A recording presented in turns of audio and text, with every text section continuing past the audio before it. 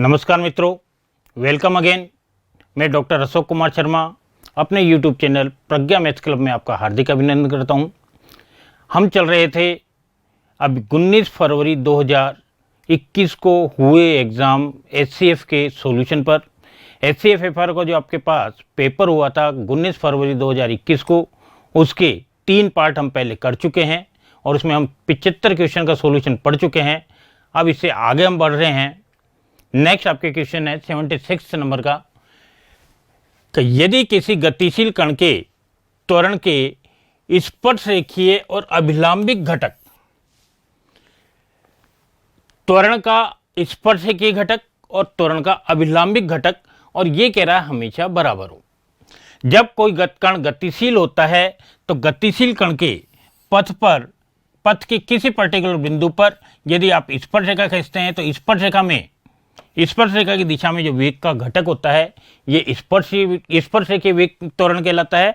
और स्पर्शरेखीय त्वरण जो है इसके लिए आपके पास हम रिप्रेजेंट करते हैं कि d²s/dt² से, या फिर dv/dt से, और या फिर v/dv/ds से।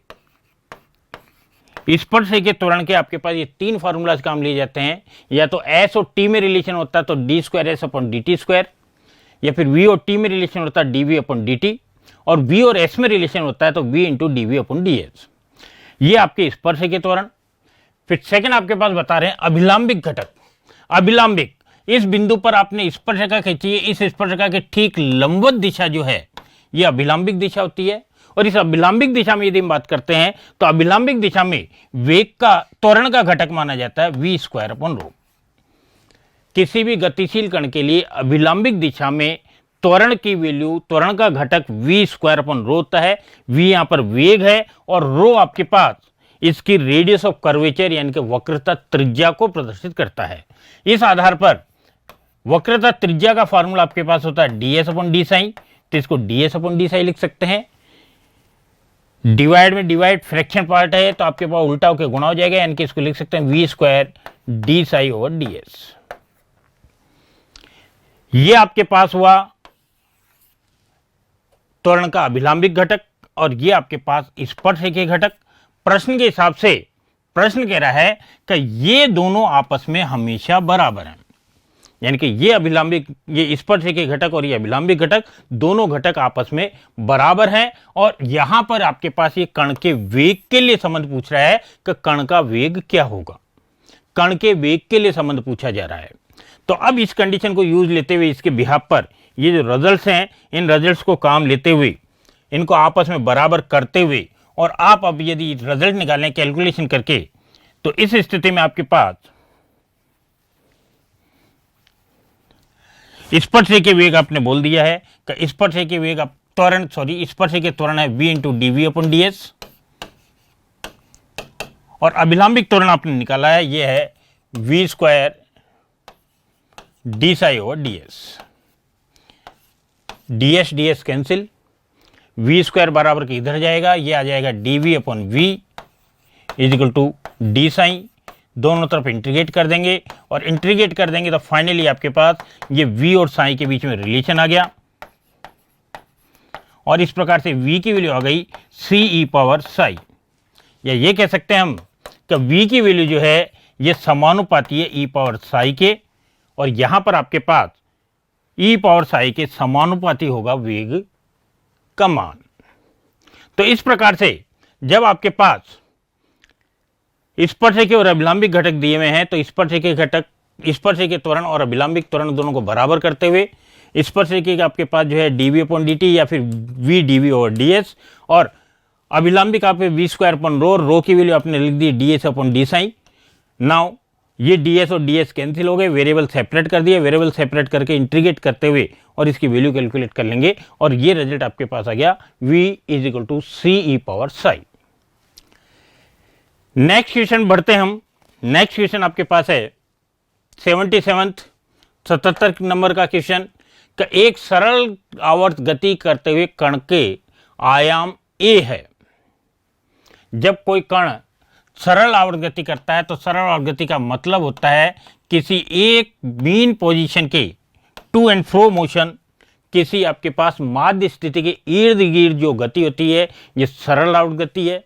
इस सरल आवर्त गति के अंतर्गत माध्य स्थिति से और ये जो अधिकतम दूरी होती है इसको आप आयाम नाम देते हैं, ये सरल गति का आयाम कहलाता है। तो आयाम प्रश्न कह रहा है ए है कि सरल आवर्त गति करते हुए एक कण का आयाम ए है, केंद्र से उस बिंदु की दूरी आपको कैलकुलेट करनी है जिसकी वेग जो है ये वेग बोल रहा है अधिकतम मान का आधा। जब कण आपके पास सरल आवर्त गति में गतिशील होता है तो इसका वेग निरंतर परिवर्तित होता है, इसके एक्सट्रीम पोजीशन पर इसका वेग जो होता है 0 होता है, जो कि सबसे न्यूनतम होता है। ये सबसे मिनिमम वैल्यू है वो वेग की, सबसे मिनिमाइज होता है। x इक्वल टू a पर वेग सबसे न्यूनतम होता है। और यदि हम बात करते हैं मीन पोजीशन पे तो मध्य बिंदु पर इसका वेग सर्वाधिक होता है, सबसे अधिक होता है, और ये होता है a ओमेगा। तो v मैक्सिमम होता है a ओमेगा, जबकि v मिनिमम होता है आपके पास 0। प्रश्न के हिसाब से इसके मध्य किसी पर्टिकुलर पॉइंट है जहां पर वेग जो है ये वेग इस अधिकतम वेग आपके पास a ओमेगा, और इस अधिकतम वेग का आपके पास आधा है वेग इस पर्टिकुलर पॉइंट पर। तो ये डिस्टेंस क्या है ये आपको बतानी है। एक ऐसी दूरी जहां पर वेग इस अधिकतम वेग यानी कि a ओमेगा का आधा रह जाता है, ये दूरी कितनी होगी, इस दूरी का आपको कैलकुलेशन करना है। ये दूरी आपको बतानी है कि ये दूरी कितनी होगी। यदि आपके पास माध्य स्थिति से इस बिंदु की दूरी x मानते हैं तो x दूरी पर सरल आवर्त गति करते हुए कण का वेग जो होता है ये आपके पास होता है omega under root of a square minus of x square. सरल आवर्त गति करते हुए किसी भी कण का केंद्र से x दूरी पर वेग जो होता है ये वैल्यू आपके पास ये होती है। प्रश्न के अकॉर्डिंग ये वैल्यू आपके पास दी हुई है कि मैक्सिमम वेग जो है आपके a ओमेगा इसका आधा भाग, यानी कि यहां वेग आपके पास हाफ ऑफ a ओमेगा है। और इस रिजल्ट को यूज लेते हुए अब आप इसको कैलकुलेट करेंगे और इसको सॉल्व करेंगे तो ओमेगा से ओमेगा कैंसिल, दोनों तरफ स्क्वायरिंग कर देंगे और स्क्वायर करते हुए और x की वैल्यू आप इसमें कैलकुलेट कर लेंगे। और x की वैल्यू कैलकुलेट करेंगे तो इस टाइप से x की वैल्यू आपके पास आ जाएगी plus minus under root 3/2a।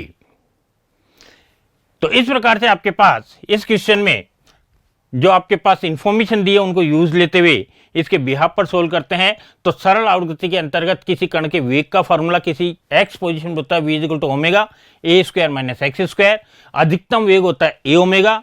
प्रश्न के हिसाब से दिया हुआ है कि इस x स्थिति पर वेग जो है अधिकतम वेग का आधा है, यानी कि a ओमेगा का आधा है। इसका मतलब ये a ओमेगा इसके बराबर रखेंगे, a ओमेगा को इसके बराबर रख के ओमेगा से ओमेगा कैंसिल, और इस प्रकार से रिजल्ट को सोल्व करते हुए और x के लिए आप सोल्व आउट करेंगे तो फाइनल वैल्यू x की आ गई प्लस माइनस रूट 3/2a, यानी कि a ऑप्शन इसका आंसर होगा।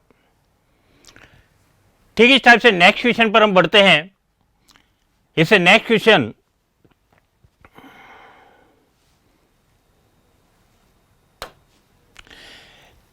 एक बिंदु P O के पारित अचर कोणीय वेग से समान कोणिक सर्पिल R equal to a power theta बनाता है। O सर्पिल का ध्रुव बता रहा है, तो P का अरीय त्वरण क्या होगा ये आपको बताना है। एक समान कोणिक सर्पिल, और समान कोणिक सर्पिल का फॉर्मूला आपके क्वेश्चन इसने खुद ही किया हुआ है कि इस कर्व का इक्वेशन ये है, यानी कि कण जो गतिशील है ये इस पर गतिशील है, r equal to a omega, इस पथ पर ये गतिशील है। ये कह रहा है कि अचर कोणीय वेग से गतिशील है, कोणीय वेग को ये अचर बता रहा है। इसका मतलब प्रश्न कह रहा है कि इसका कोणीय वेग यानी कि D theta upon D T ये आपके पास कांस्टेंट है, अचर है, यानी कि समय के साथ इसमें कोई चेंज नहीं आ रहा है। तो कोणीय त्वरण ये अचर बता रहा है, D theta upon D T को आपके पास ये कांस्टेंट बता रहा है।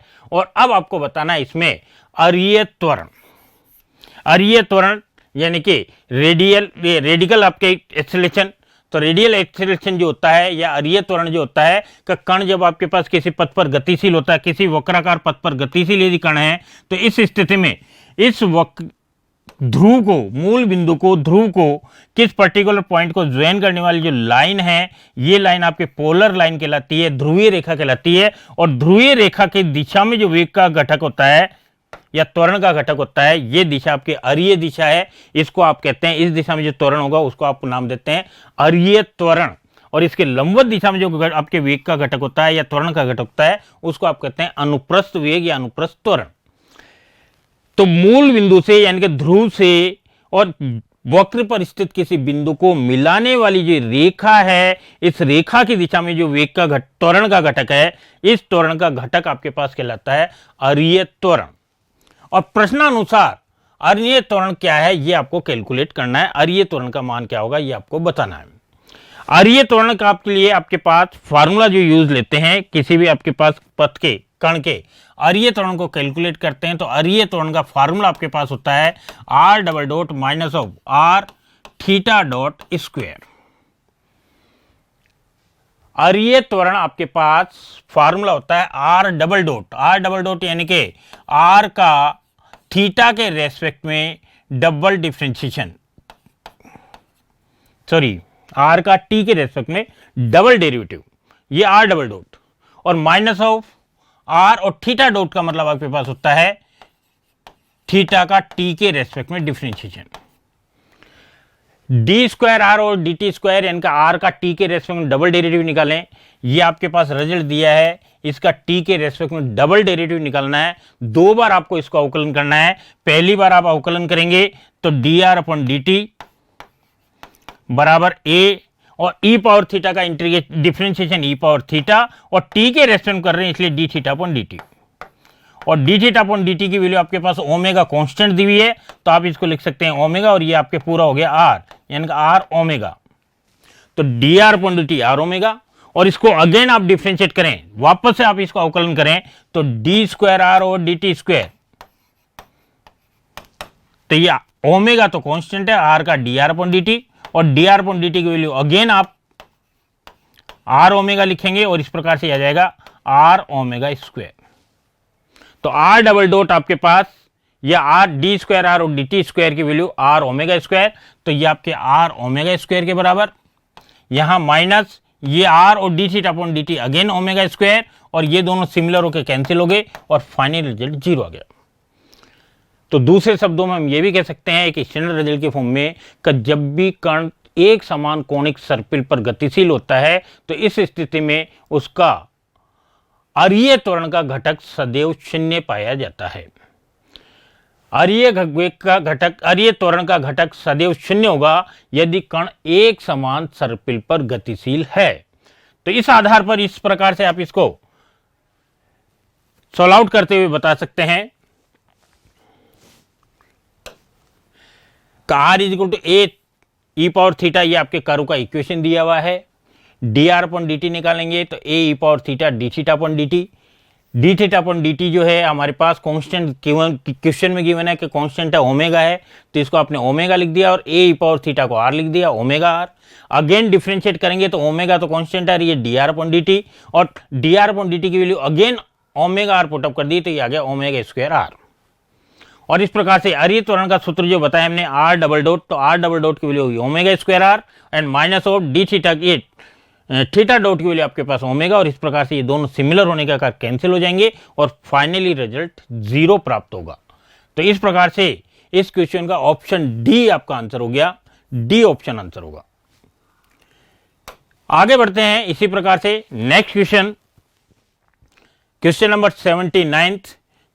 क्वेश्चन नंबर 79 आपके पास प्रोजेक्टाइल मोशन से रिलेटेड है, प्रक्षेप्य गति के अंतर्गत है। जब आपके कोई कण प्रक्षेप्य गतिशील होता है तो प्रक्षेप्य गति का तात्पर्य होता है कि यदि किसी कण को क्षैतिज दिशा से किसी एक निश्चित कोण पर फेंका जाता है तो एक कण जिस पथ पर गतिशील होता है इस पथ को आप नाम देते हैं प्रक्षेप्य, और इसकी गति को आप नाम देते हैं प्रक्षेप्य गति। इस स्थिति में इस कण के लिए आपके पास ये प्रारंभिक वेग की दिशा, ये प्रारंभिक वेग की दिशा, ये जो कोण बनाती है इसको अल्फा से यदि रिप्रेजेंट करें, और यहां से और क्षैतिज दिशा में तय की गई अधिकतम दूरी जो है इसको कहते हैं क्षैतिज परास। जब भी कोई कण प्रक्षेप्य गति के अंतर गतिशील है तो क्षैतिज दिशा में तय की गई अधिकतम दूरी जो है इसको आप क्षैतिज परास कहते हैं। क्षैतिज परास का फॉर्मूला आपके पास u square upon G sine of 2 alpha के द्वारा शो होता है। यहां अल्फा आपके पास प्रारंभिक प्रक्षेप्य कोण है, प्रोजेक्टाइल एंगल है, किस एंगल पर प्रोजेक्ट किया गया है उस एंगल को रिप्रेजेंट करता है थीटा, ए अल्फा। प्रश्न के हिसाब से कह रहा है कि क्षैतिज परास आर अधिकतम है, क्षैतिज परास आर अधिकतम बोल रहा है, क्षैतिज परास आर अधिकतम होता है, इस आर की वैल्यू मैक्सिमम होती है यदि ये वैल्यू 1 होती है, यानी कि साइन 2 अल्फा 1 के बराबर होता है, और साइन 2 अल्फा 1 होगा यदि 2 अल्फा जो है ये 90 डिग्री के बराबर हो जाए, या ये कह दें कि अल्फा 45 डिग्री का हो जाए, यानी कि यदि किसी वस्तु को क्षैतिज से 45 डिग्री के कोण पर फेंका जाता है तो उसके द्वारा क्षैतिज दिशा में तय की गई दूरी अधिकतम होती है, क्षैतिज परास अधिकतम होता है, और इस क्षैतिज परास की मैक्सिमम तत्व आपकी क्षैतिज परास है, इसकी वैल्यू हो जाएगी अब यू स्क्वायर अपॉन जी, क्योंकि साइन 2 अल्फा 1 हो जाएगा। साइन 2 अल्फा की वैल्यू 1 हो गई तो मैक्सिमम क्षैतिज परास हो गया यू स्क्वायर अपॉन जी। तो प्रश्न के हिसाब से क्षैतिज परास आर जो है ये अधिकतम है, यानी कि ये वैल्यू आपके मैक्सिमाइज है। अब आपके पास बात कर रहा है कि उच्चतम ऊंचाई, यानी कि यहां आपके पास ये जो मैक्सिमम हाइट है, इस मैक्सिमम हाइट की बात करें तो क्षेत्र आपके पास प्रोजेक्टाइल मोशन में क्षैतिज ये अधिकतम ऊंचाई के लिए या तो आप स्टैंडर्ड फार्मूला जो है उसको डायरेक्ट यूज ले सकते हैं, या फिर आप गति का द्वितीय समीकरण तृतीय समीकरण काम लेते हुए और उससे रिजल्ट निकाल सकते हैं। इसकी हाइट यानी कि मैक्सिमम कितनी हाइट पर जाएगा, तो ये वैल्यू हो जाएगी you square sine square alpha upon 2g। लेकिन प्रश्नानुसार अल्फा की वैल्यू आपके पास 45 है, क्योंकि यहां परास जो है ये अधिकतम बोल रहा है, परास अधिकतम बोल रहा है, इसका मतलब अल्फा की वैल्यू 45 डिग्री दी हुई है, तो अल्फा के स्थान पर 45 आ जाएगा। यू स्क्वायर अपॉन जी, और यू स्क्वायर अपॉन जी की वैल्यू अभी अभी हमने बताया कि साइन 2 अल्फा की वैल्यू तो 1 हो जाएगी, तो यू स्क्वायर अपॉन जी जो है ये आर के बराबर है, यानी कि इस यू स्क्वायर अपॉन जी को आप आर रिप्लेस कर सकते हैं और इस प्रकार से रिजल्ट निकालें। तो एच बराबर यू स्क्वायर अपॉन जी को आर रखा बटा 2 और साइन स्क्वायर 45 डिग्री, साइन 45 की वैल्यू 1/√2 होती है, 1/√2 का स्क्वायर करेंगे 2 हो जाएगा, 2 से 2 गुणा हुआ 4 हो जाएगा, यानी कि h is equal to r/4, या ये कह दो कि r is equal to h is equal to r/4, या ये कह सकते थे कि r is equal to 4h। तो यहां ऑप्शन दिया है h is equal to r/4, जो कि आपका आंसर है। तो मैक्सिमम आपके पास हॉरिजॉन्टल रेंज और मैक्सिमम हाइट दोनों के बीच में रिलेशन की बात करते हैं, तो मैक्सिमम हॉरिजॉन्टल रेंज हमेशा 4 टाइम्स होती है मैक्सिमम हाइट की, या कह दें कि मैक्सिमम हाइट जो है ये हमेशा 1/4 होती है मैक्सिमम रेंज की।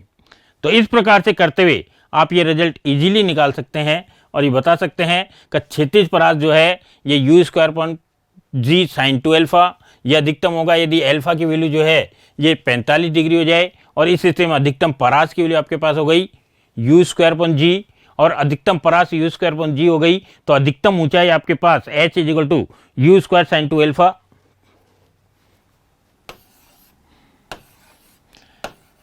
You square sine square alpha upon 2g, और ये वैल्यू आप रिप्लेस करते हुए इसके लिए रिजल्ट निकालेंगे। ये आपके शायद कैलकुलेशन गलत हो गई है,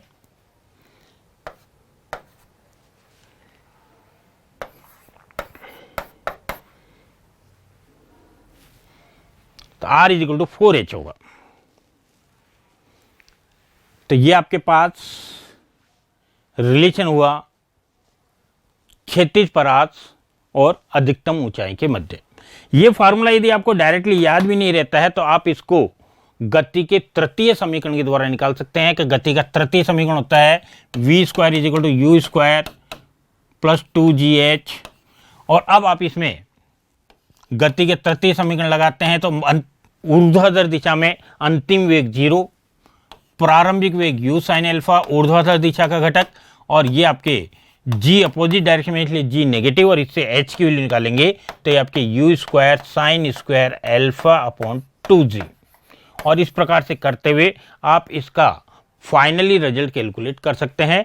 ये आपकी टाइपिंग मिस्टेक हो गई है, ये आपके पास 4h के बराबर होगा, 2h नहीं होगा, या ये कह दें कि h is equal to r/4 होगा।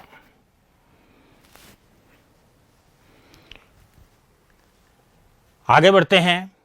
नेक्स्ट क्वेश्चन आपके पास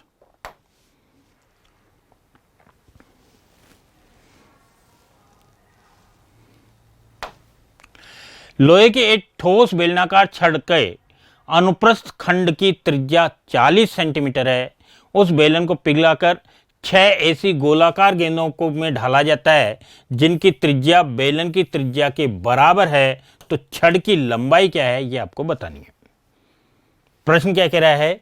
जनरल क्वेश्चन है, बिल्कुल जनरल क्वेश्चन है। 9th लेवल का आपके पास जनरल ज्योमेट्री का क्वेश्चन, मेंसुरेशन का क्वेश्चन है का आपके पास एक बेलनाकार छड़ है। इस बेलनाकार छड़ को आपने पिघलाया और पिघलाकर गोलों के रूप में परिवर्तित कर दिया।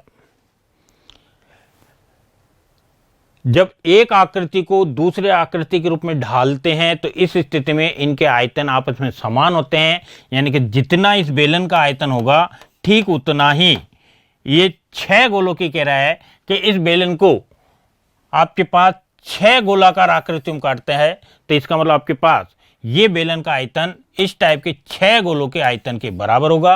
दोनों आयतनों को आपस में कंपेयर करते हुए आप इजीली रिजल्ट निकाल सकते हैं। बेलन के लिए आपके पास आयतन का सूत्र जानते हैं, पाई आर स्क्वायर एच होता है, जबकि गोले के लिए आपके पास आयतन का सूत्र 4/3 पाई आर क्यूब होता है। और इस प्रकार से ये आपके पास रिजल्ट लेते हुए आयतन को आपस में कंपेयर करते हुए और आप आसानी से छड़ की लंबाई यानी कि ये रिजल्ट आप कैलकुलेट कर सकते हैं। और इस प्रकार से इसको जब सॉल्व आउट करते हैं, सिंपलिश करते हैं, तो ये आपके बेलनाकार छड़ का जो आयतन होगा ये गोले के आयतन का 6 गुना, क्योंकि आपके पास 6 गोले बन रहे हैं ऐसे। बेलनाकार छड़ की बात करें तो आयतन हमने कहा पाई आर स्क्वायर एच, तो पाई और आर आपके पास त्रिज्या 40 दी हुई है प्रश्न ने, और एच आपको कैलकुलेट करना है। गोले की बात करते हैं, गोले का आयतन 4/3 पाई आर क्यूब। प्रश्न ने कहा है जितनी त्रिज्या का बेलन है उतनी त्रिज्या का गोला है, यानी कि त्रिज्या तो वही है 40, तो ये आपके 40 क्यूब। अब आपके पास ये आगे जनरल कैलकुलेशन है, इसको सॉल्व करते हुए एच की वैल्यू आप कैलकुलेट कर लेंगे। ये रिजल्ट आपके पास 320 सेंटीमीटर आ रहा है, जिसको आप मीटर में कन्वर्ट करते हैं तो मीटर में इसका रिजल्ट 3.2 मीटर प्राप्त होता है।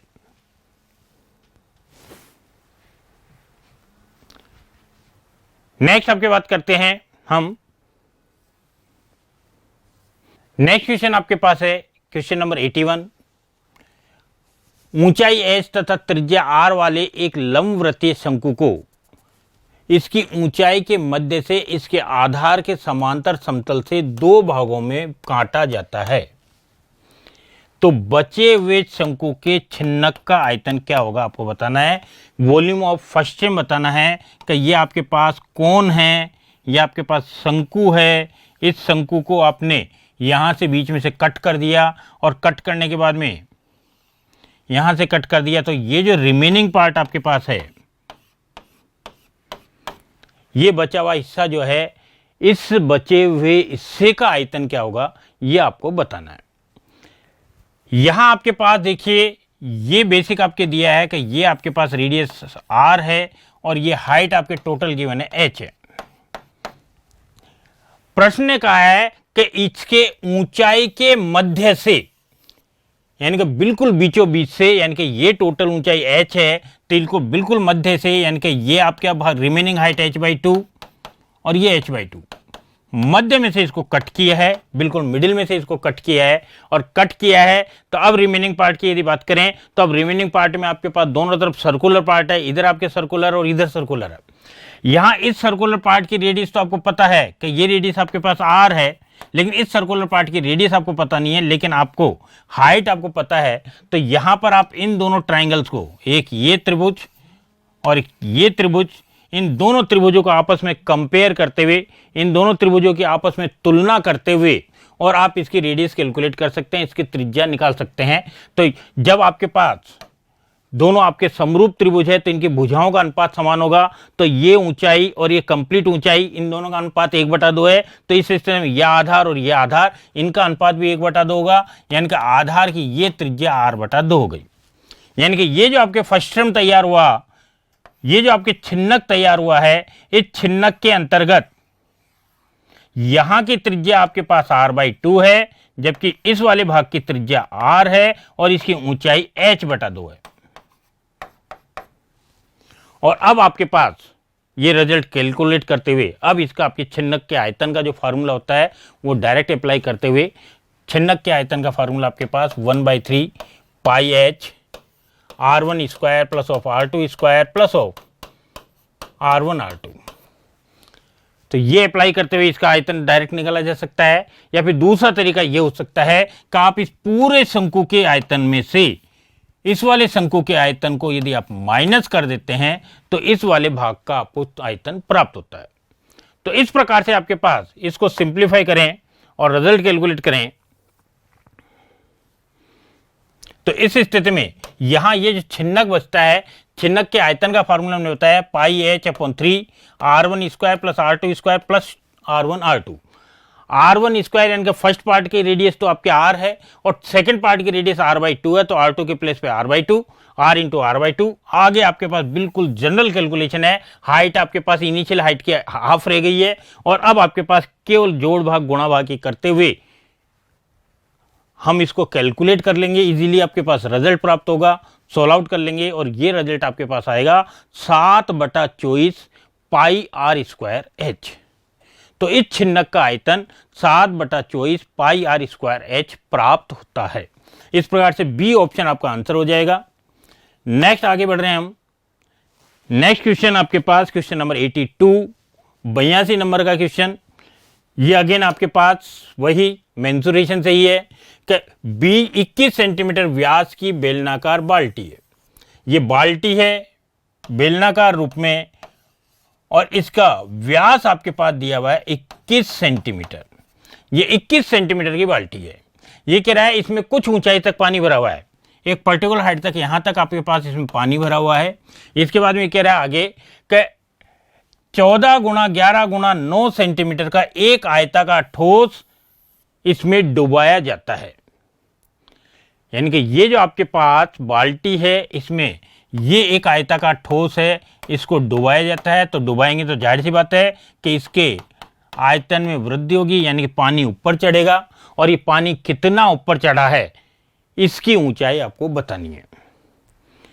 तो इसकी ऊंचाई कितनी होगी कि आपके बाकी बढ़ा हुआ भाग जो है पानी का, इसका आयतन और ये जो आपने आकृति इसमें डुबोई है इसका आयतन, दोनों आयतन समान होंगे और इन आयतनों को आपस में तुलना करते हुए इस आयतन के तुलना के आधार पर आप इसकी हाइट यानी कि पानी कुल कितनी ऊंचाई तक चढ़ेगा इसको आसानी से कैलकुलेट कर सकते हैं।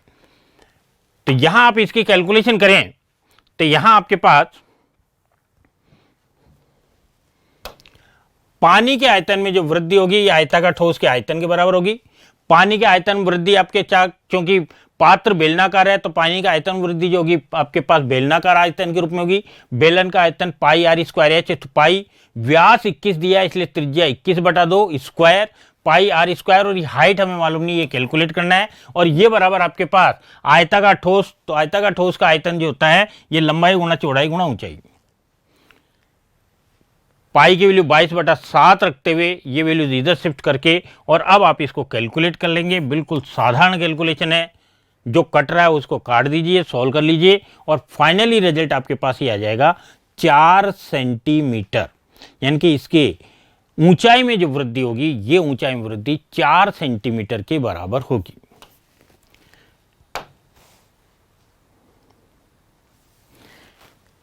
अगेन आपके पास क्वेश्चन जो है वही मेंसुरेशन से है और अब ये कह रहा है कि एक आपके पास लंबवृत्तीय बेलन की त्रिज्या 7 सेंटीमीटर है।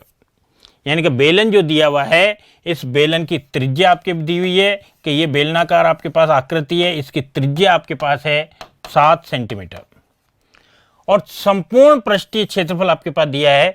तो बेलन का संपूर्ण पृष्ठीय क्षेत्रफल 2 पाई R प्लस एच, ये संपूर्ण पृष्ठीय क्षेत्रफल को प्रदर्शित करता है। तो इसमें पाई का मान 22/7, R की वैल्यू 7 दी हुई है और ऊंचाई आपको कैलकुलेट करनी है कि ऊंचाई क्या होगी। तो यहां आप ये वैल्यूज रिप्लेस करके और इसको कैलकुलेट कर लेंगे। ये भी आपके पास अप्रोक्सली ओरली होने वाला क्वेश्चन है, मुंह जवानी कर सकते हैं। ये 8, 9, 10 लेवल का क्वेश्चन है, जनरल मैथ्स का क्वेश्चन है। तो इसको आप सिंप्लीफाई करते हुए इसका रिजल्ट निकाल सकते हैं कि बेलन का आपके संपूर्ण पृष्ठीय क्षेत्रफल 2 पाई R प्लस एच, इसमें संपूर्ण पृष्ठीय क्षेत्रफल आपके पास 968 गिवन है। 2 इंटू पाई की वैल्यू 22/7 और त्रिज्या आपके 7 दिया हुआ है। और अब इस प्रकार से ये एक साधारण कैलकुलेशन है कि भाई 7 से 7 काट देंगे, 22 दूनी 44 इधर देंगे, 44 से आप ये डिवाइड कर देंगे और कैलकुलेट करते हुए जब वैल्यू निकालेंगे तो h की वैल्यू 15 सेंटीमीटर यानी कि ए ऑप्शन आपके पास आंसर के रूप में प्राप्त होता है। नेक्स्ट क्वेश्चन पर बढ़ते हैं हम आगे। नेक्स्ट क्वेश्चन आपके पास जो है क्वेश्चन नंबर 84 और ये 84 क्वेश्चन अगेन आपके पास मेंसुरेशन से ही है। ये कह रहा है कि आधार की त्रिज्या 4 सेंटीमीटर और 90 सेंटीमीटर आपके पास लंबाई है।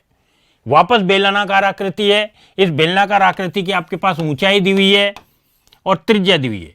त्रिज्या आपके पास कह रहा है 4 सेंटीमीटर है और ऊंचाई आपके पास दी हुई है कि इसकी ऊंचाई आपके पास 90 सेंटीमीटर है। अब ये कह रहा है इसको पिघला के और इसको पिघलाकर आपके पास ये कह रहा है 6 सेंटीमीटर त्रिज्या वाले कितने गोले बनाए जा सकते हैं। इसको पिघला के आकृति बना रहे हैं गोलाकार और ये गोले कितने बन जाएंगे, इन गोलों की बात कर रहे हैं। तो जाहिर सी बात अगेन वही का आयतन और इन गोलों का आयतन, दोनों का आयतन समान होगा। तो गोलों की संख्या निकालने के लिए आपके पास बेलन के आयतन में, बेलन का जो भी आयतन प्राप्त होता है इस आयतन में इस गोले के आयतन से डिवाइड कर देंगे, भाग दे देंगे, तो रिजल्ट जो आएगा आपके पास गोलों की संख्या को प्रदर्शित करेगा। बेलन का आयतन और गोले के आयतन का सूत्र हम जानते हैं। बेलन का आयतन πr²h, गोले का आयतन आपके 4/3 πr³ और इस प्रकार से करते हुए आप गोलों की संख्या निकालते हैं तो गोलों की संख्या आपके पास आ जाएगी बेलन का आयतन बटा गोले का आयतन। बेलन का आयतन पाई r² r और h दोनों गिवन है और आपके पास गोलों की बात करें तो गोले का आयतन 4/3 πr³।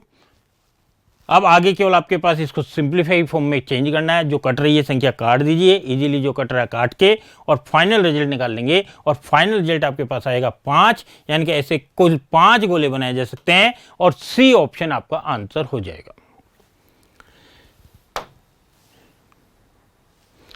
इसी टाइप से नेक्स्ट आगे बढ़ते हैं हम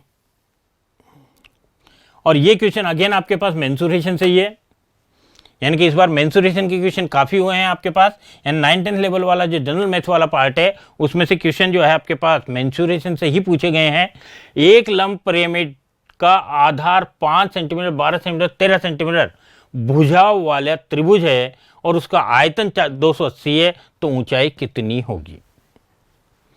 लंब पिरामिड दिया हुआ है और लंब पिरामिड का आपके पास आधार जो है ये त्रिभुजाकार रूप में बता रहे हैं। इस प्रकार से आपके पास ये आधार इस रूप में है, ये लंब पिरामिड के रूप में है जिसका आधार आपके पास त्रिभुजाकार रूप में है और ये त्रिभुजाकार रूप में यदि आधार है तो इस लंब पिरामिड की ऊंचाई क्या होगी, जबकि आयतन आपको दिया हुआ है 280। लंब पिरामिड का आयतन 280 दिया हुआ है और इस स्थिति में इसका ऊंचाई बतानी है तो आपके पास अगेन वही जनरल आपके पास पिरामिड आयतन जो होता है ये होता है 1/3 आधार का क्षेत्रफल गुणा ऊंचाई। आधार त्रिभुजाकार रूप में है और त्रिभुज में आप यहां ध्यान से देखें तो त्रिभुज की भुजा 5, 12 और 13 दी हुई है। तो जाहिर सी बात है 5, 12 और 13 पाइथागोरस संख्याएं हैं, यानी कि ये आपके पास जो त्रिभुज होगा 90 डिग्री का होगा और 90 डिग्री का यानी कि समकोण त्रिभुज है। तो इसका आपके क्षेत्रफल सीधा सीधा लंब गुणा आधार 1/2 लंब गुणा आधार यानी कि 1/2 5 × 12 और इसको कैलकुलेट करेंगे तो ये आपके रिजल्ट आ गया 30 सेंटीमीटर। आधार का क्षेत्रफल जो है ये 30 सेंटीमीटर प्राप्त हो गया। फिर उसके बाद में गुणा ऊंचाई, तो ऊंचाई आपको कैलकुलेट करनी है लेकिन आयतन आपको दिया हुआ है और आयतन जब आपके पास दिया हुआ है तो इस आधार पर आयतन जब आपके पास दिया हुआ है तो आयतन के आधार पर आपके पास ऊंचाई निकालेंगे तो 3 ऊपर गुणा और आधार का क्षेत्रफल नीचे और जनरल कैलकुलेशन में सॉल्व करते हुए बिल्कुल साधारण तरीके से इसको कैलकुलेट करते हुए और इसका रिजल्ट आप आसानी से निकाल सकते हैं कि इसका रिजल्ट आएगा 28 सेंटीमीटर।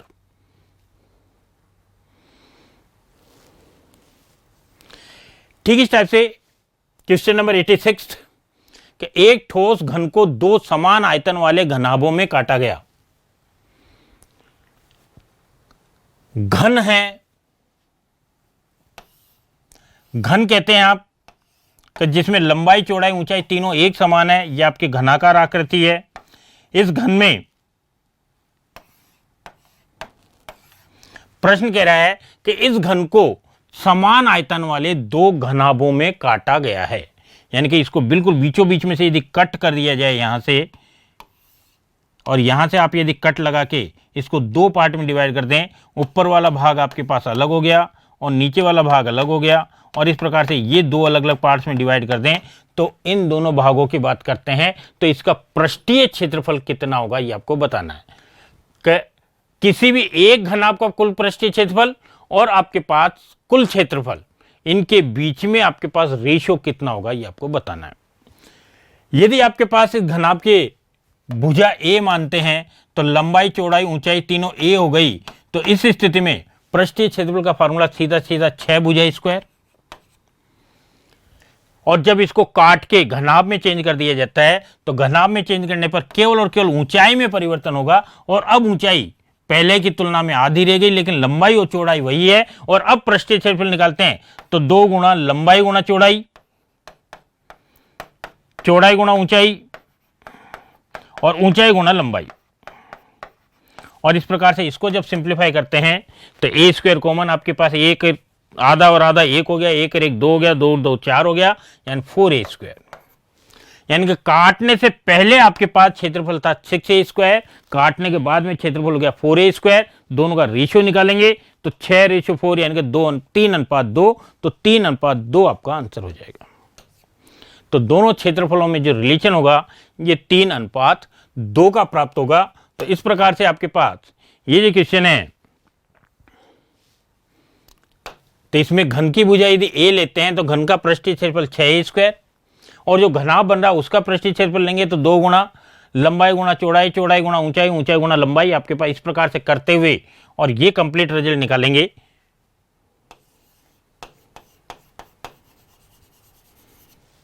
दो गुणा लंबाई गुणा चौड़ाई, चौड़ाई गुणा ऊंचाई, ऊंचाई गुणा लंबाई, और ये कैलकुलेट करके ये रिजल्ट निकालेंगे तो ये आपके पास 4a स्क्वायर प्राप्त होता है। और इस प्रकार क्षेत्रफलों का अनुपात आपके पास 6 स्क्वायर और 4a स्क्वायर, यानी कि आपके पास 3:2 के अनुपात के रूप में प्राप्त होता है।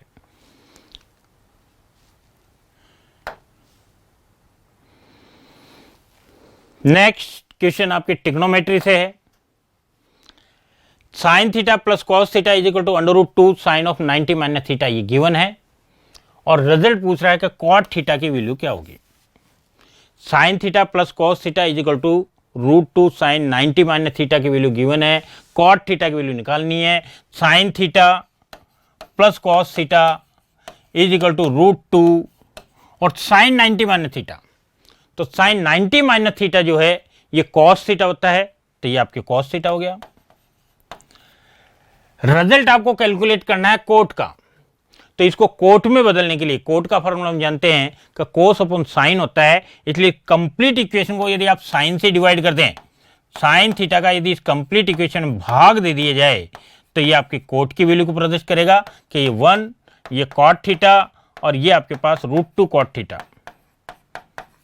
तो इस प्रकार से कॉट थीटा की वैल्यू आपके पास आ गई √2 + 1 और कॉट थीटा आपके पास हो गया 1/√2 - 1।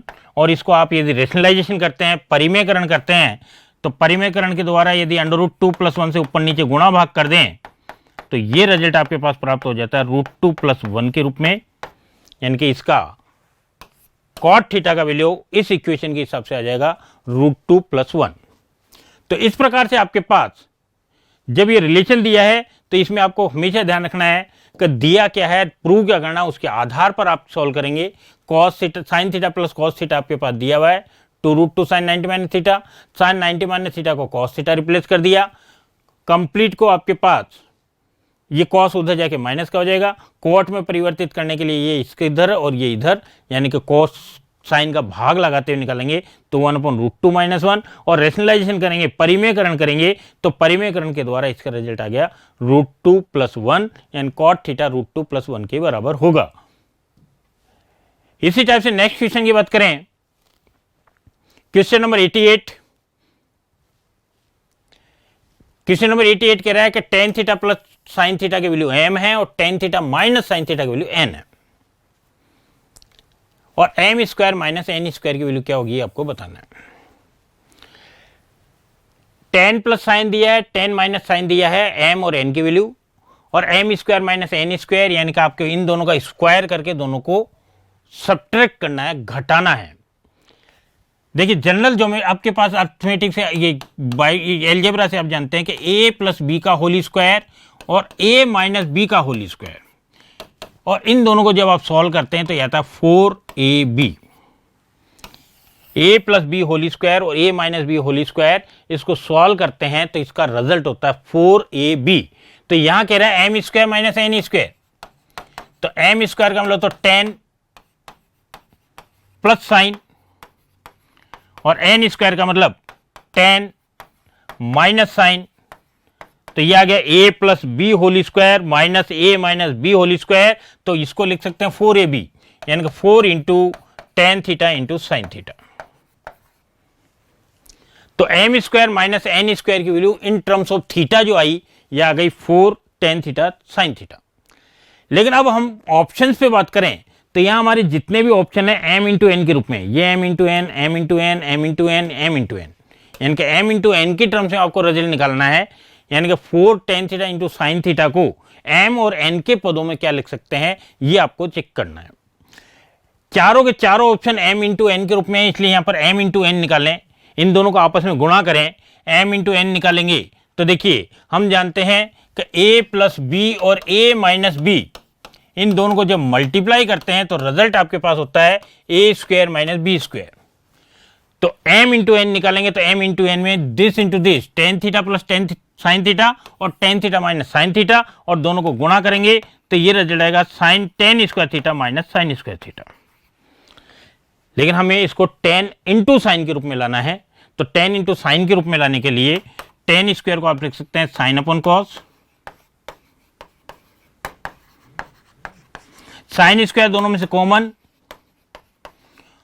और 1 अपॉन कॉस स्क्वायर माइनस 1 और 1 अपॉन कॉस स्क्वायर माइनस 1, यानी कि आपके पास कॉस एलसीएम ले लें तो साइन स्क्वायर और 1 minus cos square upon cos square और 1 माइनस कॉस स्क्वायर को साइन स्क्वायर लिखते हुए, और इसका रिजल्ट आपके पास अंडर रूट एम एन के रूप में प्राप्त हो जाता है, यानी कि एम इंटू एन की value sine theta into cos theta होगी। तो ये आपके पास M into N under root के बराबर, और इस आधार पर ये 4 अंडर रूट एम एन के बराबर प्राप्त हो जाता है। तो इस टाइप से आपके पास सी ऑप्शन आपका आंसर होता है। तो यहां आपके पास इसको कैलकुलेट करें,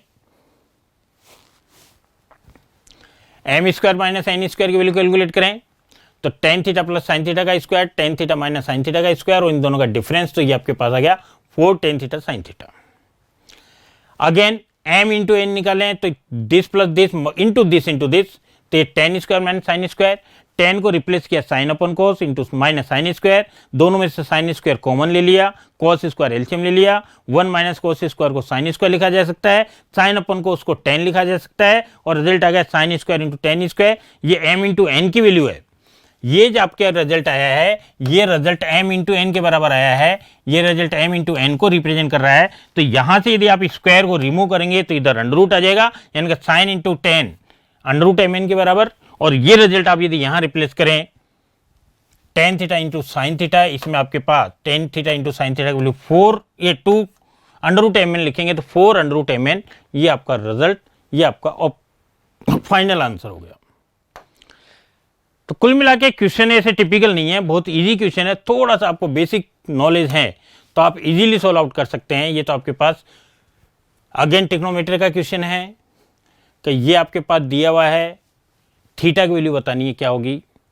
यहाँ आप ध्यान से देखें तो यदि आपके पास ये होता है कि A plus B upon A minus B और X plus Y upon X minus Y, तो थ्रो कंपोनेंडो डिविडेंडो योगांतर अनुपात की सहायता से यदि दो समान संख्याओं के बीच में एक बार प्लस और एक बार माइनस है तो आपके ये ए अपॉन बी के बराबर, दो समान संख्याओं के बीच में एक बार प्लस और एक बार माइनस है तो ये आपके एक्स अपॉन वाई के बराबर।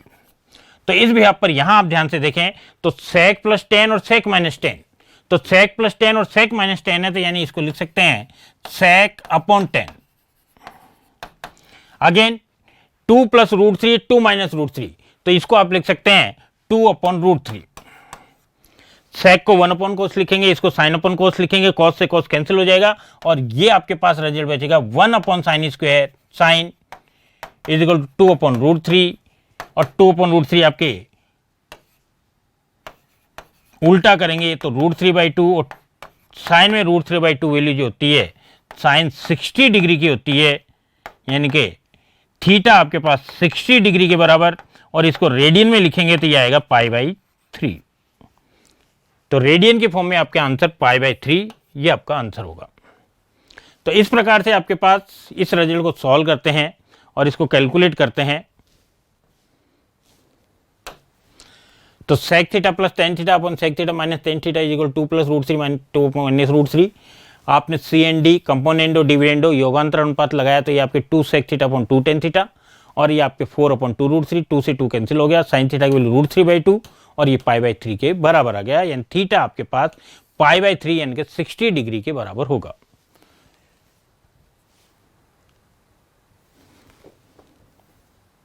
अगेन क्वेश्चन आपके पास टिग्नोमेट्री के हाइट एंड डिस्टेंस से है। टिग्नोमेट्री का पार्ट जो हाइट एंड डिस्टेंस का है, इससे है कि 120 मीटर ऊंची एक मीनार से दो वस्तुओं के 120 मीटर ऊंची आपके पास मीनार है, इस मीनार की ऊंचाई 120 दी हुई है और इससे दो वस्तुएं जो कि मीनार के आधार से क्षैतिज रेखा में, ये मीनार का आधार हुआ और इस आधार से क्षैतिज दिशा में, और इस दिशा में आपके पास है इसका आपके एंगल ऑफ डिप्रेशन दिया हुआ 45 एंड 30, 45 डिग्री और 30 डिग्री। तो देखिए एक वस्तु है ये 45 डिग्री का कोण बना रही है और दूसरी वस्तु आपके पास 30 डिग्री का कोण बना रही है। या फिर ये आपके ऐसे हो सकता है कि एक वस्तु आपके पास 45 डिग्री का कोण बना रही है और एक आपके पास 30 डिग्री का कोण बना रही है, यानी कि इस स्थिति में आपके पास ये दोनों वस्तुएं एक दूसरे के विपरीत दिशा में होगी और इस स्थिति में दोनों वस्तुएं एक ही दिशा में होगी। तो यहां के कह रहा है कि अवनमन कोण 45 और 30 है, वे वस्तुएं मीनार के एक ही ओर है, यानी कि आपके पास कंडीशन ये गिवन है, ये नहीं दी हुई है क्योंकि दोनों वस्तुओं को इसने एक ही ओर बताया है, इसलिए कंडीशन ये गिवन है, ये गिवन नहीं है। यदि आपके पास ये स्पेशली डिफाइन नहीं होता कि एक ही ओर है तो फिर आपके पास यहां डबल आंसर होते हैं, एक इस केस के लिए और एक इस केस के लिए। फिलहाल आपके एक ही ओर बता रहा है, यानी कि ये कंडीशन है, ये अपोजिट डायरेक्शन में नहीं है, सेम डायरेक्शन में आपके पास ये दोनों वस्तुएं हैं। और अब दोनों वस्तुओं के बीच की दूरी आपको बतानी है क्या होगी।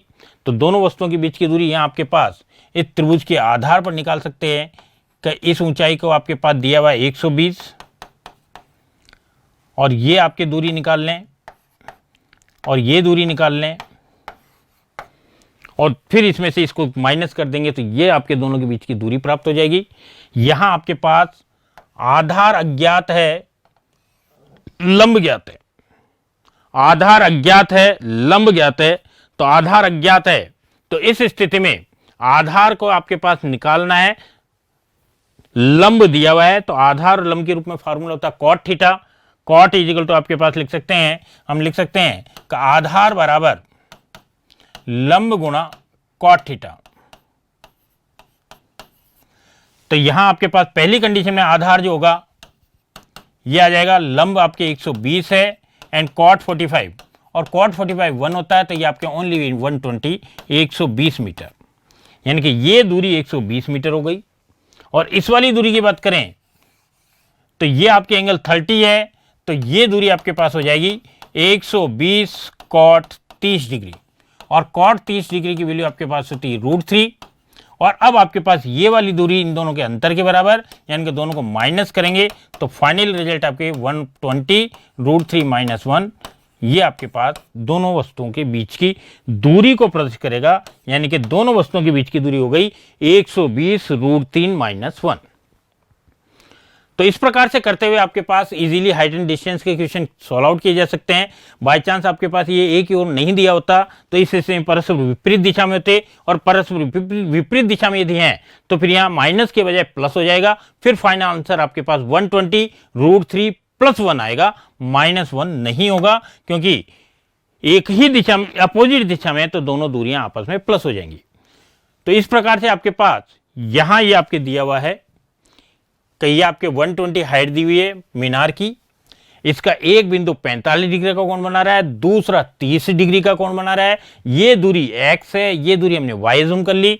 पहले आपके इस त्रिभुज के आधार पर इस त्रिभुज को यूज लेते हुए इससे आपने पास x की वैल्यू निकाल ली 120, और नेक्स्ट टाइम इस वाले त्रिभुज को, इस पूरे वाले त्रिभुज को आपके पास यूज लेके और इसके आधार पर y वैल्यू निकाल ली, और ये y की वैल्यू आपके पास आ गई। ये रिजल्ट क्या x प्लस वाई 120√3, x उधर जाके माइनस होगा और x उधर जाके माइनस होगा, तो फाइनली रिजल्ट आपके पास जो आ जाएगा 120√3 - 1।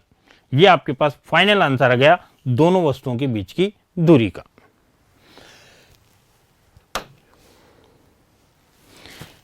नेक्स्ट आपके पास अगेन मेंसुरेशन का क्वेश्चन है।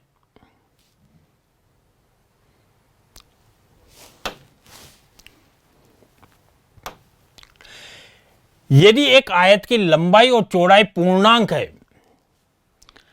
और क्षेत्रफल के वर्ग इकाई की संख्या इसके परिमाप की रेखीय इकाई की संख्या से एक कम है।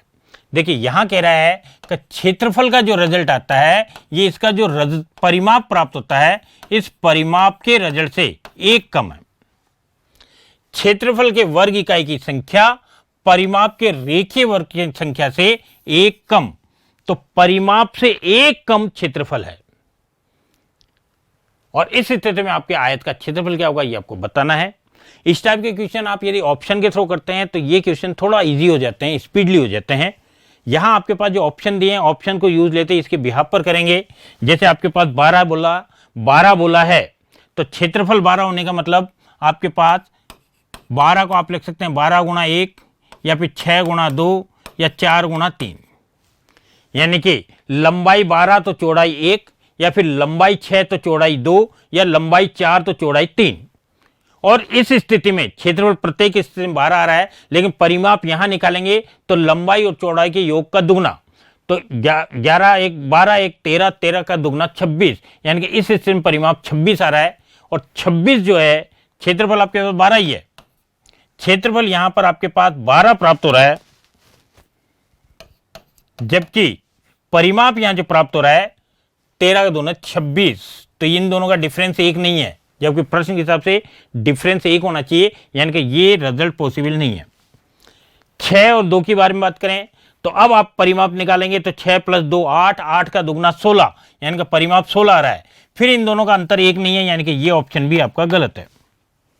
फिर ये बात करें 4 3 7, 7 का दुगना 14, यानी कि परिमाप हुआ 14, और 12 और 14 में भी एक का अंतर नहीं है, यानी कि ये भी गलत है, यानी कि ये ऑप्शन नहीं हो सकता है।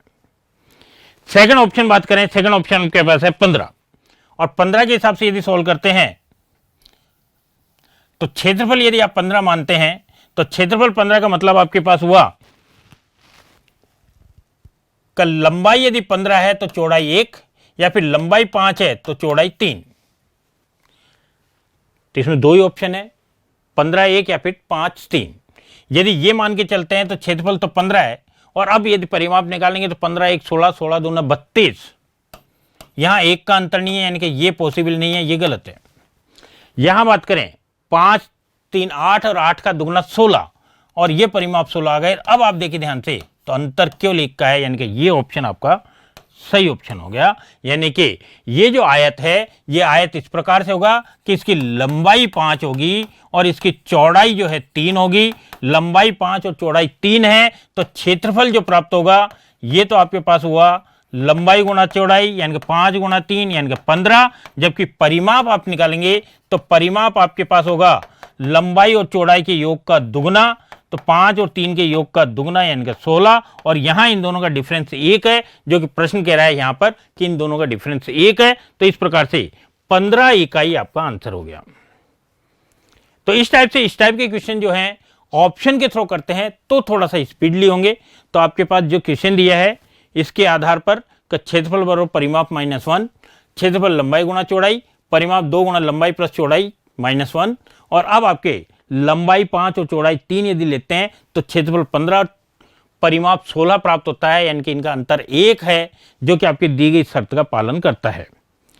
अगेन नेक्स्ट क्वेश्चन आपके पास अगेन ट्रिग्नोमेट्री से ही है।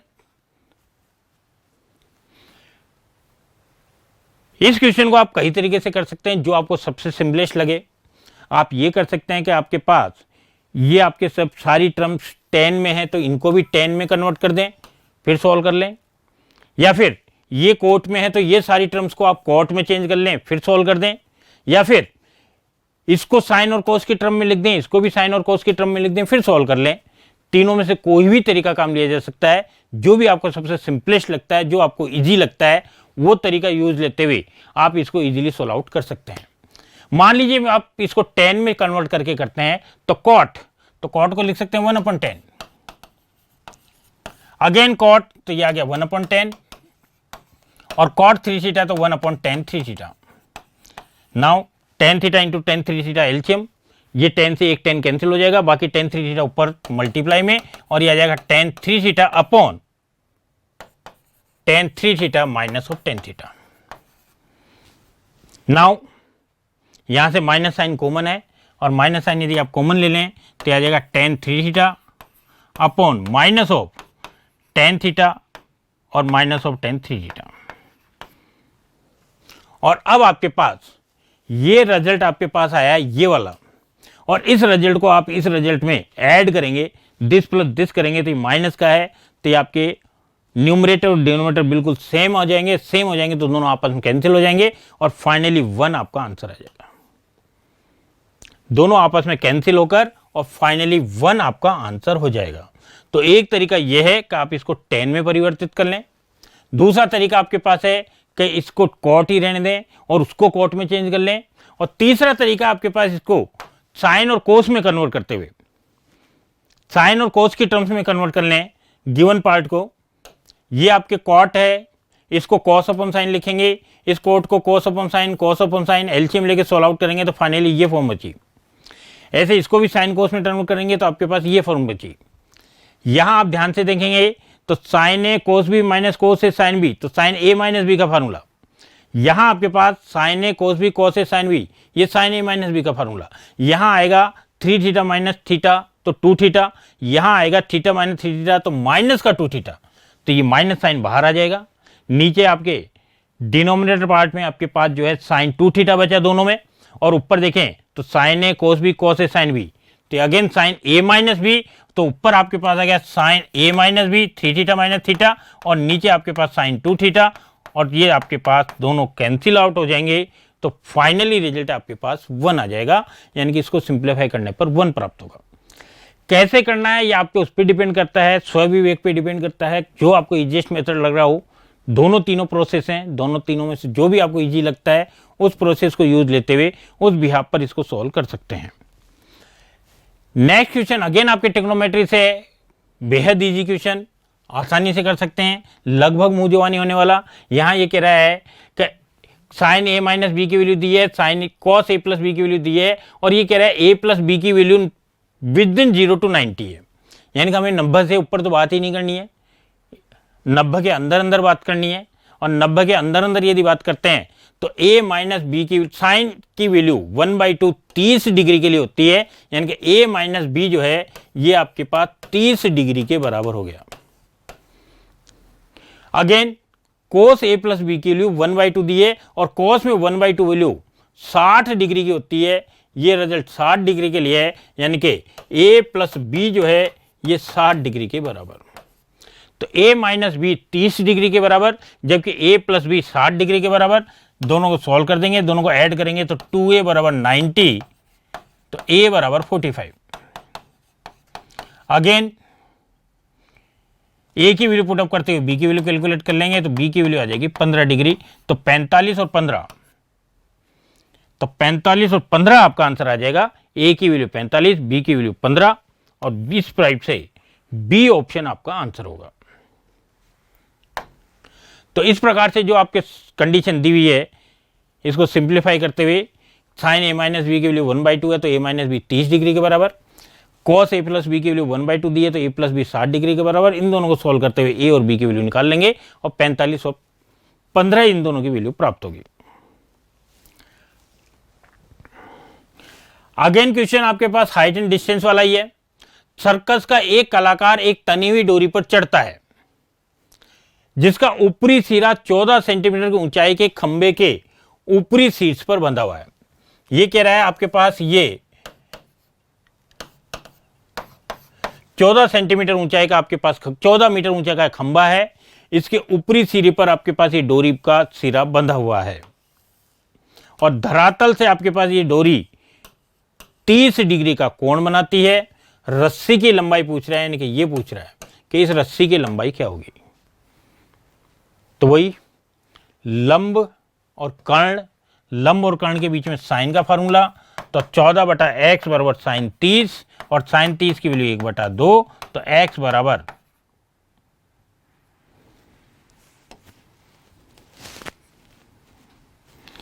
बराबर आपके पास मल्टीप्लाई होगा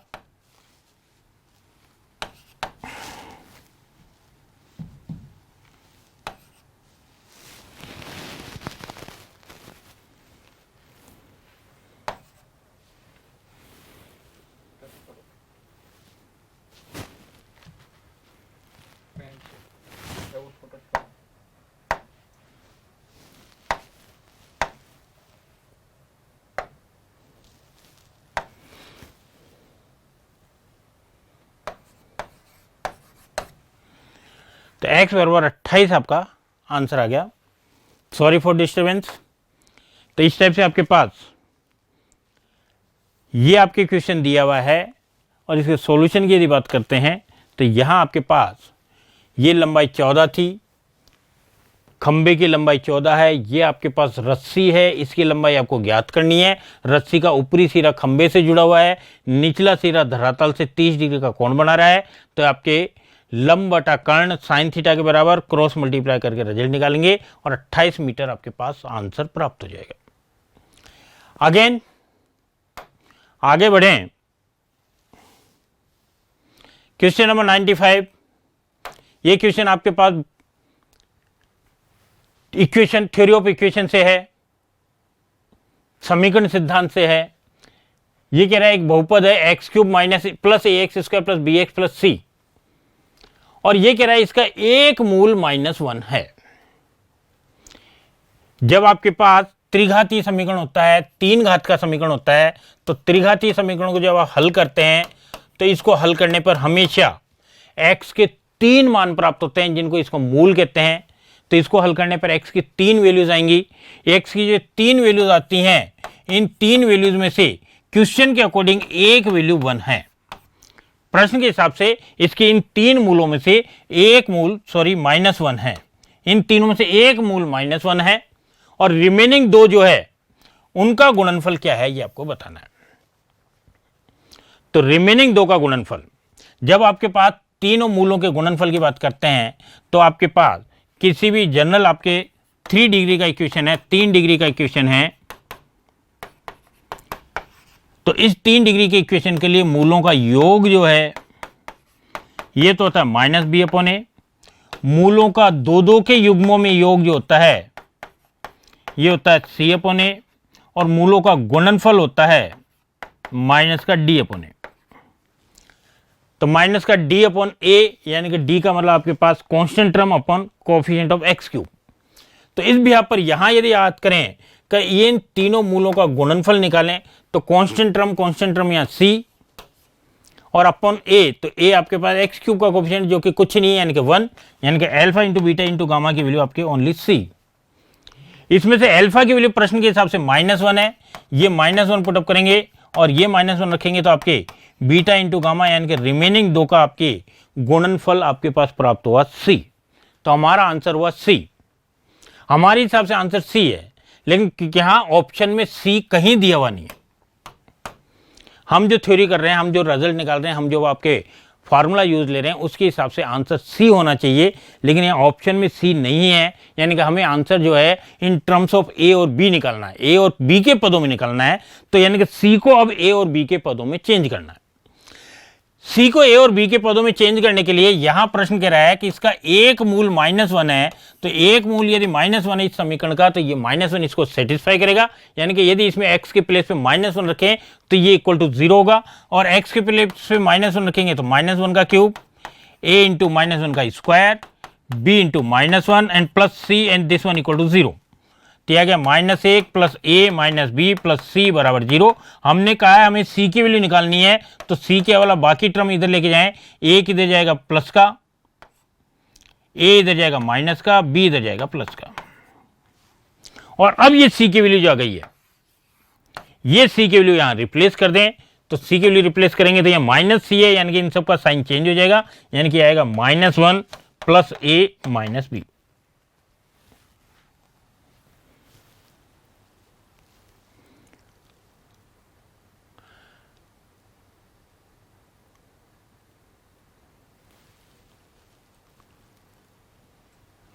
सॉरी, यहां आपके पास फॉर्मूले में माइनस होता है, ये माइनस शायद में कंफ्यूज हो गया, ये माइनस होता है इसलिए यहाँ माइनस लिखेंगे, और ये माइनस माइनस दोनों तरफ से कैंसिल होकर प्लस होगा, और ये प्लस होगा तो अब आपके पास थोड़ा सा चेंज हो जाएगा। अब सी की वैल्यू डायरेक्ट यूज होगी, और अब आपके बीटा इंटू गामा की वैल्यू सी, और सी आपके पास है 1 minus A plus of B. That's answer.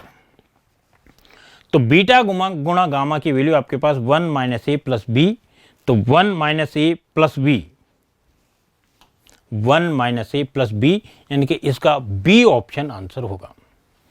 तो इस टाइप से आपके पास जब त्रिघातीय समीकरण दिए हुए हैं, तो त्रिघातीय समीकरणों को हल करने के लिए इसका एक मूल -1 दिया है, तो ये इसको सेटिस्फाई करेगा। इससे सी की वैल्यू निकाल ली, और सी की वैल्यू निकाल के मूलों का गुणनफल आपके पास -d/a के फार्मूले के हिसाब से माइनस ऑफ सी आ गई। इसमें से अल्फा की वैल्यू -1 गिवन है, अल्फा की वैल्यू -1 रखेंगे तो बीटा इंटू गामा की वैल्यू सी, और सी की value 1 minus A minus plus B, और ये आपके पास फाइनल आंसर होगा। नेक्स्ट क्वेश्चन आपके पास है, ये आप ध्यान से देखें, क्वेश्चन आपके पास मैक्सिमा मिनिमा, यानी कि ये आपके एप्लीकेशन ऑफ डेरिवेटिव से क्वेश्चन, एप्लीकेशन ऑफ डेरिवेटिव के आधार पर आपके पास क्वेश्चन कह रहा है कि यदि x का मान -6 से 8 के मध्य है, x आपके पास -6 से 8 के बीच में बता रहा है, यानी कि -6 से छोटा नहीं है और 8 से बड़ा नहीं है, और इस स्थिति में 8 माइनस एक्स का क्यूब और x प्लस 6 की पावर 4, इसकी मैक्सिमम वैल्यू क्या होगी ये आपको बताना है, इसका अधिकतम मान क्या होगा ये आपको बताना है। तो यहां आप इसमें एप्लीकेशन ऑफ डेरिवेटिव यूज लेते हुए उसके मैक्सिमम मिनिमम के बिहाफ पर आप इसको सॉल्व कर सकते हैं। एप्लीकेशन मिनिमम में ये मैक्सिमम मिनिमम जो है, ये इसका रूल कहता है कि यदि आपको इसकी वैल्यू मैक्सिमम या मिनिमम यानी कि एक्सट्रीम पॉइंट से यदि निकालने हैं, तो एक्सट्रीम वैल्यूज निकालने के लिए हमेशा आप इसको डिफरेंशिएशन करते हैं और first derivative equal to 0 put up करते हैं, तो उससे जो एक्स की वैल्यू आएगी उस वैल्यू पर आपके फंक्शन जो है वो एक्सट्रीम होगा, यानी कि या तो मिनिमम होगा या मैक्सिमम होगा। यहां इसका डिफरेंशिएशन करें, प्रोडक्ट रूल अप्लाई करें, 8 minus X whole cube as it is, और इसका करेंगे तो 4 into X. Again next time x plus 6 whole power 4 as it is रखें, और इसका करें तो पावर आगे और एक पावर कम, और इस प्रकार से ये रिजल्ट आया। और according to maximum minimum rule कि ये फर्स्ट डेरिवेटिव 0 के इक्वल, तो इक्वल टू 0। नाउ यहां से कॉमन ले लीजिए, कॉमन आ रहा है तो यहां हम ध्यान से देखें तो 8 minus X whole square common है, x minus 6 whole power 3 common है, और इस प्रकार से यहां बचेगा 4 मल्टीप्लाई विद x प्लस 6 और माइनस ऑफ 3 मल्टीप्लाई विद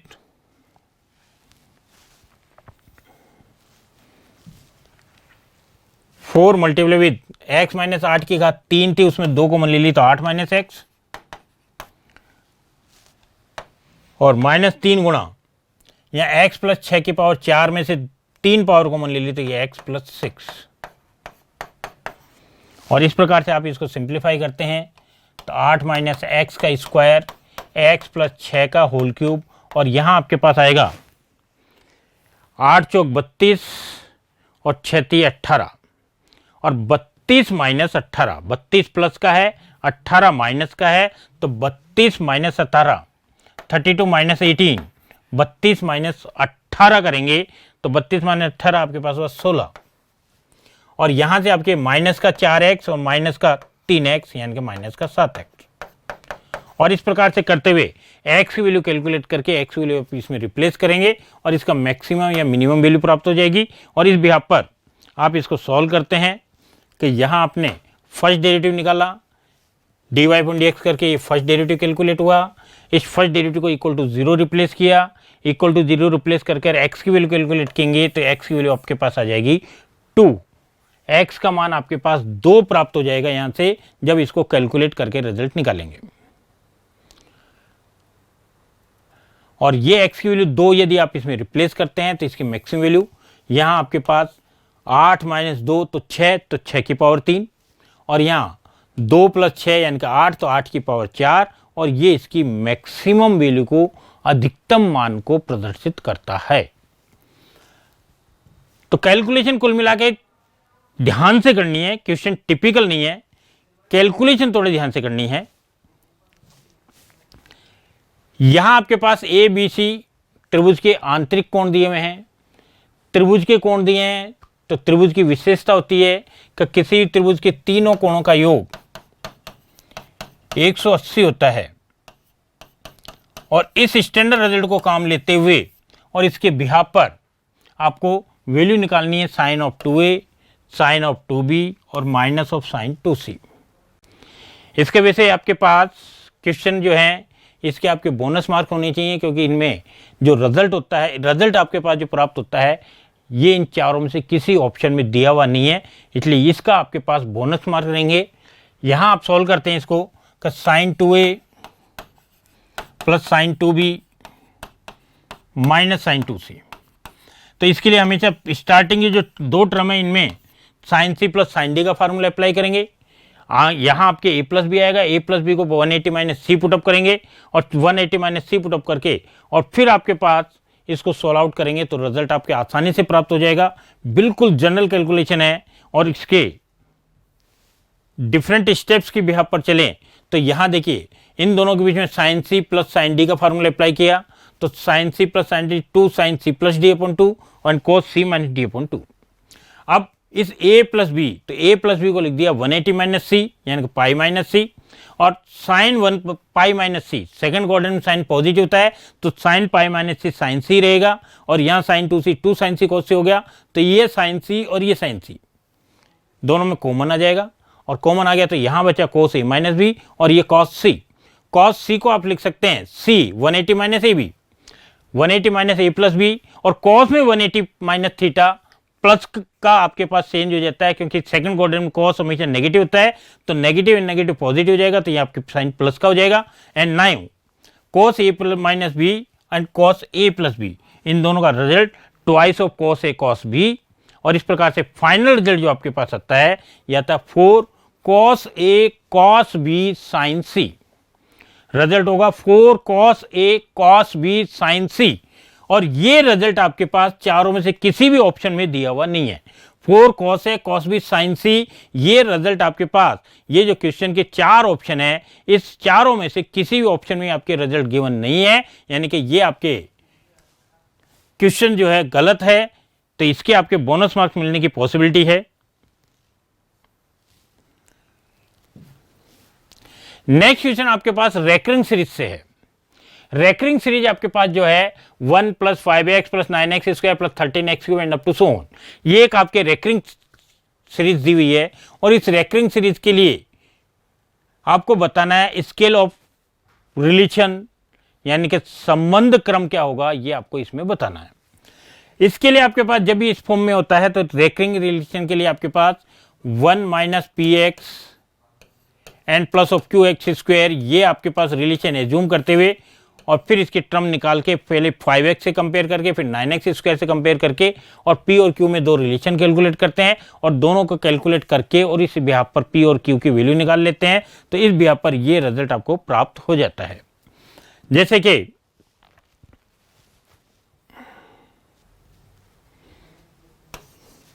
ये 8 नहीं है, ये टाइप में मिस्टेक हो गई है, 9 है। तो इस प्रकार से आपके पास अगेन हम बात करें कि ये 0 घात का पद और ये इससे गुणा होगा 2 घात के पद से, तो 2 घात का आपके गुणांक 9, ये 1 घात का पद, ये 1 घात का पद दोनों गुणा होंगे 2 घात के पद, तो ये आ गया माइनस का 5p। ये 0 घात का पद, ये 2 घात का पद दोनों आपस में गुणा होंगे तो 2 घात का पद ये माइनस q और बराबर 0। तो फर्स्ट इक्वेशन आ गई।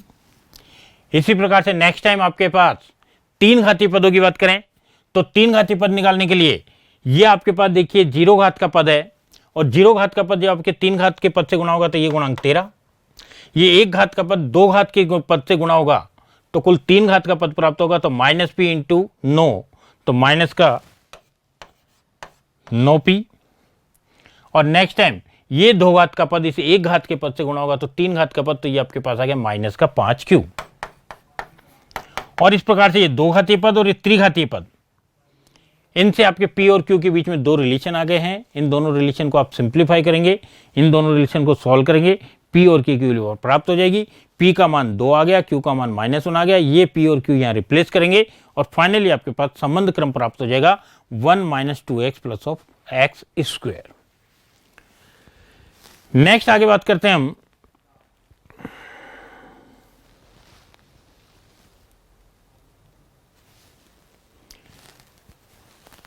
लास्ट क्वेश्चन फॉर टुडे जो है ये आपके पास है थ्योरी ऑफ इक्वेशन से, और थ्योरी ऑफ इक्वेशन में ये कह रहा है कि ये आपके पास एक इक्वेशन गिवन है, 3rd डिग्री की इक्वेशन गिवन है, ax³ bx² 3b² और plus 3cx plus of d equal to 0। ये इक्वेशन आपके पास गिवन है, त्रिघातीय समीकरण गिवन है, 3rd डिग्री का इक्वेशन गिवन है। और इसमें यदि कार्डन मेथड यूज लेते हैं और कार्डन मेथड से इसको जब स्टैंडर्ड फॉर्म में कन्वर्ट करते हैं तो इसका स्टैंडर्ड फॉर्म होता है z³ plus 3hz plus of z is equal to 0।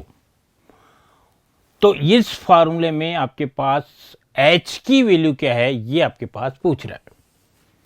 इस फार्मूले में कार्डन मेथड में जब इसको इस फॉर्म में कन्वर्ट करते हैं तो h की वैल्यू क्या होगी ये आपको पूछा जा रहा है।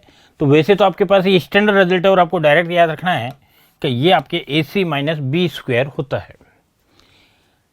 बाकी यदि आपकी इस फॉर्म में चेंज करते हैं, इसको इस फॉर्म में कन्वर्ट करना है तो जाहिर सी बात है, देखिए यहाँ पर 2nd डिग्री का आपके पास जो पार्ट है ये एब्सेंट है, यानी कि हम सबसे पहले इससे 2nd डिग्री वाला जो आपके पास पार्ट है इसको रिमूव करते हैं। इसको रिमूव करने के लिए आपके पास मूल बिंदु आपके पास ओरिजिन को आप शिफ्ट करते हैं और ओरिजिन को शिफ्ट करके हम मान लेते हैं कि h बिंदु को आगे शिफ्ट हो जाता है, तो यानी कि हम ये मान के चलते हैं y = x - h। यानी कि ये जो इक्वेशन में, इस इक्वेशन में जहाँ जहाँ y है y को x - h से रिप्लेस करते हैं, यानी कि x को y + h से रिप्लेस करते हैं। तो a और x, तो x के प्लेस पे y + h का होल क्यूब प्लस 3b और x के प्लेस पे y + h², फिर 3c और x के प्लेस पे आपके y + h and plus of d = 0। जब आप इसको एडजस्ट करते हैं समान घात वाले पद एक जगह रखते हुए, तो ये 3 घातीय पद, ये 2 घातीय पद और ये कंप्लीट आपके पास 1 घातीय पद और बाकी आपके रिमेनिंग आपके कांस्टेंट टर्म। हमने कहा स्टैंडर्ड फॉर्म में यदि कन्वर्ट करना है, मानक रूप में परिवर्तित करना है, तो मानक रूप जो है उसमें आपके पास z² का कोएफिशिएंट नहीं है, यानी कि यहाँ पर आपके पास स्क्वायर वाली जो टर्म है उसको आप 0 मान के चलेंगे, यानी कि हम ये मान के चलेंगे तो y² का कोएफिशिएंट है ah plus of b, this one equal to 0 और इससे h की वैल्यू जो प्राप्त हुई आपके पास हो गई -b/a। एंड नाउ ये h की वैल्यू ये y के कोएफिशिएंट में रिप्लेस करें तो y का कोएफिशिएंट जो होगा, यहां y का जो गुणांक प्राप्त होगा ये आपके पास अब हो गया थ्राइस ऑफ ah²। h² और h की वैल्यू आप बोल रहे हैं -b/a और इसका स्क्वायर करेंगे तो आ जाएगा b² plus of 2b and h, तो h की value -b/a and plus of c।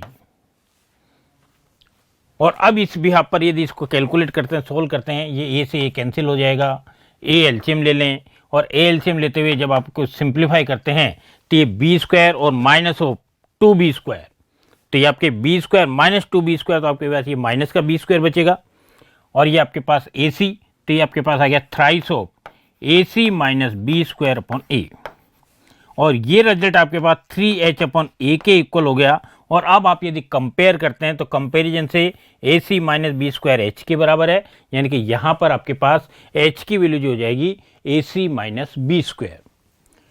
तो यहाँ आपके पास इसको आगे सिंप्लीफाई करते हैं, यहाँ y² के कोएफिशिएंट को 0 के रिप्लेस करते हुए और फिर आपके इसको आगे सोल्व करते हैं तो h की वैल्यू -b/a, फिर आपके पास y का कोएफिशिएंट निकालते हैं, y का कोएफिशिएंट में h की वैल्यू रिप्लेस करते हैं और इसको कैलकुलेट करते हैं तो थ्राइस ऑफ ac - b²/a और इसको 3h/a से कंपेयर करें तो यहाँ पर आपके इस 3h/a से कंपेयर करेंगे तो h की वैल्यू आपके पास आ गई ac - b²। तो आप इसको एक स्टैंडर्ड रिजल्ट के फॉर्म में भी याद रख सकते हैं और स्टैंडर्ड फॉर्म नहीं तो आप इसको इस टाइप से सॉल्व करते हुए ये रिजल्ट आप निकाल सकते हैं और इससे एच की वैल्यू आएगी AC माइनस बी स्क्वायर। अब आपके पास 21 क्वेश्चन और बचे हैं 120 क्वेश्चंस में से, इसकी चर्चा करेंगे हम नेक्स्ट वीडियो में। तब तक के लिए थैंक यू, गुड बाय, धन्यवाद।